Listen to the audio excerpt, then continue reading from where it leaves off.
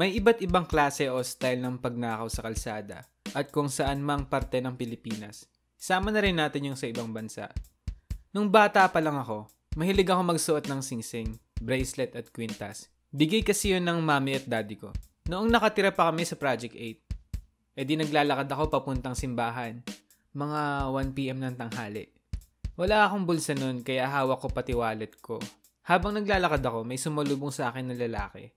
Siguro nasa 25 to 30 years old ang edad. Tawagin na lang natin siyang Bentong. Sabi niya sa akin, Toy, may alam ka ba ditong bilyaran at may nakita ka bang grupo ng mga kalalakihan at may kasamang isang babae?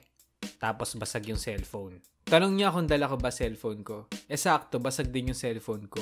So tinanong niya kung paano nabasag yung cellphone ko. Sabi ko, nalaglag.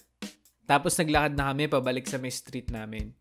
Di niya alam na taga dun ako. At may isa pa siyang kasabwat na lalaki. Nakadamit ng pangbarangay. Sabi sa kanya, "Yan ba yun?" Sabi naman niya, "Mabait to." Lumapit sa amin yung kasabwat niya at sabi, "Nasabi mo na ba sa kanya yung nangyari? Sumama ka sa akin at kapag nakita mo sila, sabihin mo kaagad ah." Tapos si Bentong, kinuha niya yung wallet ko, singsing, cellphone, at kung ano pang dala ko. At tinanong ko magkano naman ang wallet ko. Sabi ko, 20 lang po. Sabi niya, sige, dalhin mo na yan. Di lakad kami papalayo sa may street namin, papuntang simbahan kung saan ako papunta dapat. Naiwan si Bentong, hawak niya yung mga gamit ko. Mga ilang hakbang pa lang ang nakakalipas, sabi ko sa peking barangay tanod, "Kuya, baka pagalitan ako ng daddy ko, anong oras na?"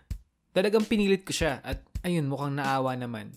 Sabi niya, sige, balik na tayo. Tapos nandun pa rin si Bentong at nasa kanya pa lahat ng gamit ko.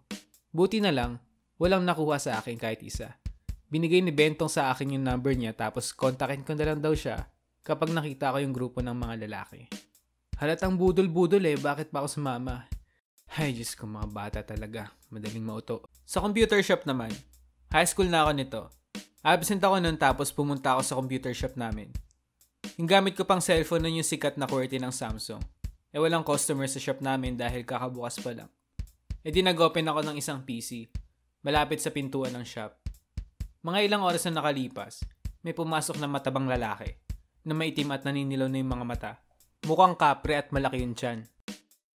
Lumapit siya sa akin at sabi niya, "Pwede po bang makahingi ng konting bariya bada-bada?" Sabi ko, "Ano po?" "Doon po kayo sa server magtanong." Tapos si kuya, umikot pa sa kabilang side ko at nagsalita ulit. Yung papel na hawak niya, nilapit niya sa mukha ko. Sabi niya, "Labadabadabadabadabadabadabadabada." Sabi ko, "Sa server nga po kayo kuya magtanong." Tapos umalis na siya. Mga ilang minuto nang nakalipas, iti-text ko sana yung kaklase ko. At nawawala na yung cellphone ko. Hindi ko makita sa lamesa tapos sinabi ko kaagad doon sa nagbabantay ng computer shop namin. Takbo agad siya sa labas, hawak yung bote ng Coke. At ayun, nakamotor pala. Hindi na naabutan. Pag uwi ko nun, magpa-practice na sana ako ng magic. Biglang pumasok sa isip ko na baka minajikan niya ako. Tinakpan niya ng papel yung mukha ko tapos yung phone ko, kinuha niya sa may likod ng papel. Ay, Diyos ko. Ayos. First year college naman ako. Pauwi ako ng hapon.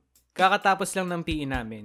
Ang sinasakyan ko kasi dati na jeep, pa Project 8. Di sa may Moraita ako sumasakay nun. Pagdating ng jeep sa may Santo Domingo, may 3 lalaki na sumakay. Yung isa, umupo doon sa may babaan ng jeep. At yung pangalawa naman, sa gitna.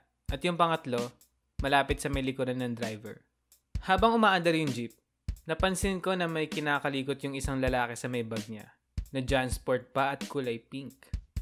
Doon pa lang, kinutuban na ako na baka may mangyaring holdapan.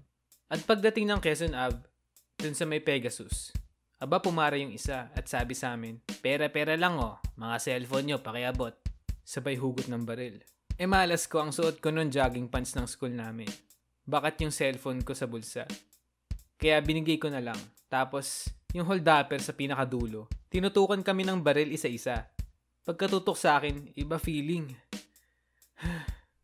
Sabay sabi, "Cellphone mo." Nabigay ko na. Tapos pagbaba nilang 3, lakad lang sila nang parang walang nangyari. Sabay sigaw, "Andar na!" Tapos umandar na yung jeep. Sinamahan kami ng driver ng jeep papuntang presinto. At ayun, Nung third year college naman ako, naglalakad ako sa may kalsada at may nakasalubong akong lalaki at sabi sa akin, May alam ka bang bilyaran na malapit dito, sir? Yung kapatid ko kasi, sir, binastos ng grupo ng mga kalalakihan. Naalala ko si Bentong, parang namumukhaan ko din siya. At ako naman itong huminto at sinabing, walang bilyaran dito kaya. Nagsa-soundtrip ako nun eh. Yung cellphone ko nakalagay lang sa may bulsa ko. Tapos may extra akong phone na pangnakaw ko talaga na nakalagay naman sa bulsa ng polo ko. Sabi niya, sige kuya, bigay ko na lang number ko sa'yo. Di kinuha ko yung phone na nasa bulsa ng polo ko. Sabi ba naman niya, Diyan na lang kuya sa my phone mo. Turo niya dun sa pantalon ko. Sabi ko, dito na lang men. At ayun.